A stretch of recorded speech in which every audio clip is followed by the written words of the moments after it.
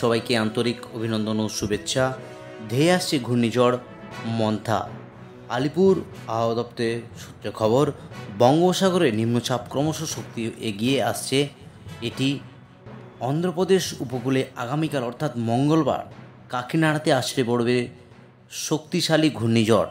সেখানে ব্যাপক তাণ্ডব চালাবে। ল্যান্ডফলের সময় ঘন্টায় সর্বোচ্চ গতিবেগ হতে পারে 110 কিলোমিটার। এর প্রভাবে দক্ষিণবঙ্গে আগামীকাল থেকে বৃষ্টি বাড়বে।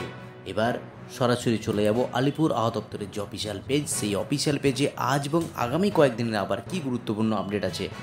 প্রথমে যে ওয়ার্নিং পেজ একবার দেখে নিচ্ছি, তাতে লক্ষ্য করা আছে warning for sub Himalayan, West Bengal and Sikkim, Uttarbanga এবং পার্বত্য জেলাগুলির জন্য যে আবহাওয়ার গুরুত্বপূর্ণ আপডেট তাতে লক্ষ্য করা আছে। আগামী 29, 30 এবং 31 পর 3 দিন উত্তরবঙ্গের জেলায় জেলায় আবারও ভারী থেকে অতি ভারী বৃষ্টির সতর্কতা দিল আলিপুর আবহাওয়া দপ্তর। এদিকে যে ওয়ার্নিং দেখতে পাচ্ছি, অর্থাৎ আজ রাতের পর থেকেই দুর্যোগপূর্ণ আবহাওয়ার পরিস্থিতি থাকতে পারে দক্ষিণবঙ্গের, বিশেষ করে উপকূলবর্তী জেলা। অর্থাৎ আগামীকাল থেকেই দক্ষিণবঙ্গের পরপর 4 দিন ভারী থেকে অতি ভারী বৃষ্টির সঙ্গে সতর্কতা রয়েছে, সঙ্গে থান্ডারস্টর্ম এবং লাইটেনিংয়ের সতর্কতা।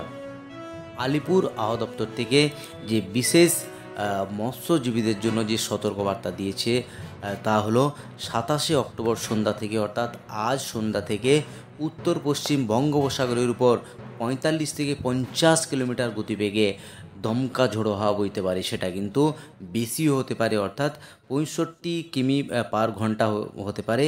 এবং 28শে অক্টোবর সকাল থেকে তা ধীরে ধীরে গতি বৃদ্ধি করে ঘন্টায় 80 কিলোমিটার পর্যন্ত পৌঁছাতে পারে। ফলে সমুদ্রের অবস্থা উত্তাল থেকে খুবই উত্তাল থাকার সম্ভাবনা রয়েছে। অর্থাৎ আগামী 28 থেকে 30শে অক্টোবর পর্যন্ত পশ্চিমবঙ্গের উপকূলবর্তী সাগরে যাত্রা না করার নির্দেশ দেওয়া হয়েছে। যারা গভীর সমুদ্রে রয়েছেন তাদের অবিলম্বে তীরে ফিরে আসার নির্দেশ দেওয়া হয়েছে। এই বিশেষ মৎস্যজীবীদের জন্য সতর্কবার্তা দিয়েছে আলিপুর আবহাওয়া দপ্তর। ইতিমধ্যেই একেবারেই দুর্গম পরিস্থিতি, দুর্যোগ পরিস্থিতি যেটা লক্ষ্য করা যাচ্ছে। সরাসরি যদি উইন্ডের মাধ্যমে দেখার চেষ্টা করি, তাহলে এখন যে বর্তমান অবস্থান নিম্নচাপের, সেটা কিন্তু ক্রমশ স্থলভাগের দিকে এগিয়ে আসছে। ক্রমশ স্থলভাগের দিকে এগিয়ে আসায় যে কাকিনাড়া যে ল্যান্ডফল লোকেশান, সেটা কিন্তু ইতিমধ্যেই মানে আবহাওয়া দপ্তর সূত্রে খবর জানানো হয়েছে। কাকিনাড়াতেই কিন্তু এই ল্যান্ডফল হওয়ার সম্ভাবনা রয়েছে। অর্থাৎ ল্যান্ডফলের সময় যে সর্বাধিক গতিবেগ হওয়ার সম্ভাবনা আছে 110 কিলোমিটার প্রতি ঘন্টাতে হওয়ার সম্ভাবনা। অর্থাৎ এই 110 কিলোমিটার গতিবেগে যে ঘন্টায় ল্যান্ডফল হবে, তো বিশেষ করে কাকিন্দা, এদিকে রয়েছে ভিজয়ওয়াড়া, নালোর, চেন্নাই, সঙ্গে পদুচেরি, বিশাখাপত্তনম, শ্রীকুলম, এই সমস্ত জায়গাতে রয়েছে একেবারে দুর্যোগপূর্ণ আবহাওয়া। অর্থাৎ ভারী থেকে অতি ভারী বৃষ্টি হওয়ার সম্ভাবনা রয়েছে। অর্থাৎ রাত থেকেই এই দুর্যোগপূর্ণ আবহাওয়া পরিস্থিতি হবে এবং আগামীকাল সকাল থেকে, অর্থাৎ মঙ্গলবার সকাল থেকেই এই ল্যান্ডফল প্রক্রিয়া শুরু হয়ে যাবে। যেভাবে লক্ষ্য করা যাচ্ছে তাতে কিন্তু একেবারেই বিশাখাপত্তনম, কাকিন্দা, এই যে জায়গাগুলো, অর্থাৎ অন্ধ্রপ্রদেশ উপকূলের জায়গাগুলোর উপর ব্যাপক তাণ্ডব চালাবে বলে জানা যাচ্ছে। ইতিমধ্যেই ভারতীয় মৌসুম ভবন থেকে এই রাজ্যগুলির উপর বিশেষ সতর্কবার্তা জারি করা হয়েছে, যেটা সরাসরি উইন্ডের মাধ্যমে দেখার চেষ্টা করলাম। বর্তমান পরিস্থিতি আগামীকাল একেবারেই দেখে নেব। ভোরবেলার যে পরিস্থিতি, সেখানে কিন্তু ক্রমশ যে ল্যান্ডফলের প্রক্রিয়া চালু হয়ে যাবে। ভোর 5:30টার পর থেকে কিন্তু সেই ল্যান্ডফলের প্রক্রিয়া চালু হবে। সেই ল্যান্ডফলের প্রক্রিয়া প্রায় 12 ঘন্টা ব্যাপী থাকার সম্ভাবনা রয়েছে। এর জেরে দক্ষিণবঙ্গের, বিশেষ করে দক্ষিণবঙ্গের উপকূলবর্তী জেলাগুলিতে রয়েছে ব্যাপক দুর্যোগপূর্ণ আবহাওয়া পরিস্থিতি। কোথাও ভারী থেকে অতি ভারী বৃষ্টি এবং উড়িষ্যা উপকূলেও রয়েছে এই দুর্যোগপূর্ণ আবহাওয়া। আলিপুর আবহাওয়া দপ্তর থেকে যে আবহাওয়ার বিজ্ঞপ্তি প্রকাশ করেছে, সেই বিজ্ঞপ্তি একেবারে সিভিয়ার সাইক্লোনিক স্টর্ম হওয়ার সম্ভাবনা রয়েছে, যেটা লক্ষ্য করা যাচ্ছে। অর্থাৎ 27 তারিখ, 28 তারিখ 5:30টার সময় এই ল্যান্ডফল প্রক্রিয়া চলবে। ইতিমধ্যেই ভারতীয় মৌসুম ভবন জানিয়ে দিয়েছে এই ল্যান্ডফলের প্রক্রিয়া 90 থেকে 110 কিলোমিটার পার আওয়ার হতে পারে। অর্থাৎ সিভিয়ার সাইক্লোনিক স্টর্ম, এই যে ল্যান্ডফলের প্রক্রিয়া চলবে একেবারে 5:30 বিকেল 5:30 অবধি। সেখানেও যেটা লক্ষ্য করা যাচ্ছে 90 থেকে 110 কিলোমিটার গতিবেগে এই সিভিয়ার সাইক্লোনিক স্টর্ম থাকবে। আগামী 29 তারিখেও রয়েছে 70 থেকে 90 কিলোমিটার গতিবেগে ঝোড়ো হাওয়া সাইক্লোনিক স্টর্ম।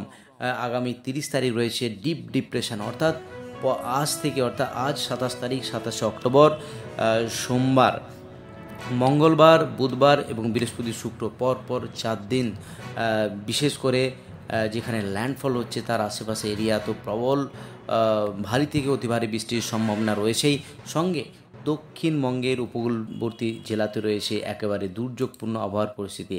এবার একবার দেখে নিচ্ছি আলিপুর আবহাওয়া দপ্তর থেকে কী বিজ্ঞপ্তি প্রকাশ করেছে এবং সেই কী সতর্কবার্তা দিয়েছে জেলাগুলির জন্য, সেটা একবার দেখে নিচ্ছি। আগামীকাল বিশেষ করে যেটা লক্ষ্য করা আছে, পূর্ব মেদিনীপুর এবং দক্ষিণ 24 পরগনা এই জেলাগুলির উপর রয়েছে একেবারে ভারী বৃষ্টির সতর্কতা। বাকি দক্ষিণবঙ্গের বিশেষ করে হুগলি, উত্তর 24 পরগনা, কলকাতা, হাওড়া, পশ্চিম মেদিনীপুর, ঝাড়গ্রাম এই জেলাগুলি রয়েছে একেবারে থান্ডারস্টর্ম এবং লাইটনিংয়ের সতর্কতার আপডেট।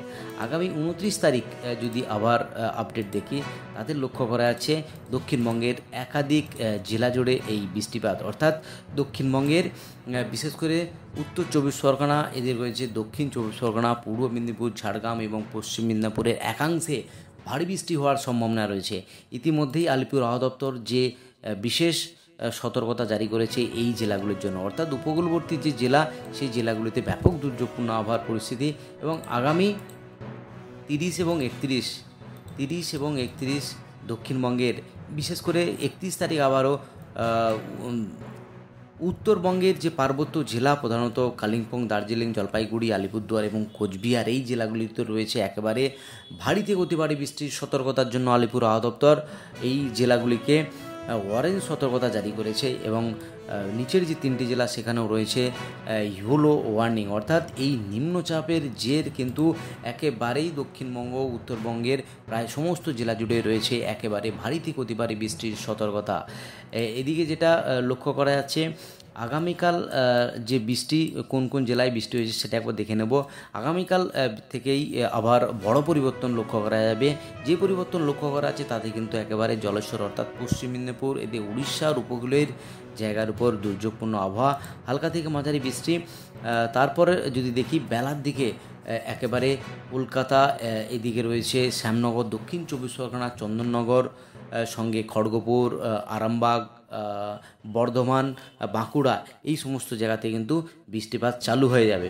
এই নিম্নচাপের জের কিন্তু দক্ষিণবঙ্গ সহ উত্তরবঙ্গের কিছু জেলাতে রয়েছে বৃষ্টিপাত।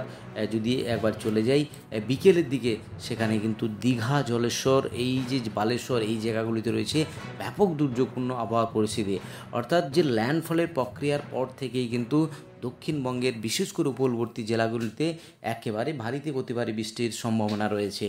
তো এই বৃষ্টিপাত চলবে আগামী 31 তারিখ দক্ষিণবঙ্গের জেলায় জেলায়। এই হলো আজ এবং আগামী কয়েকদিনের আবহাওয়ার গুরুত্বপূর্ণ আপডেট। আজই অবধি আবহাওয়ার গুরুত্বপূর্ণ আপডেট নিয়ে ফিরে আসছি পরের ভিডিওতে।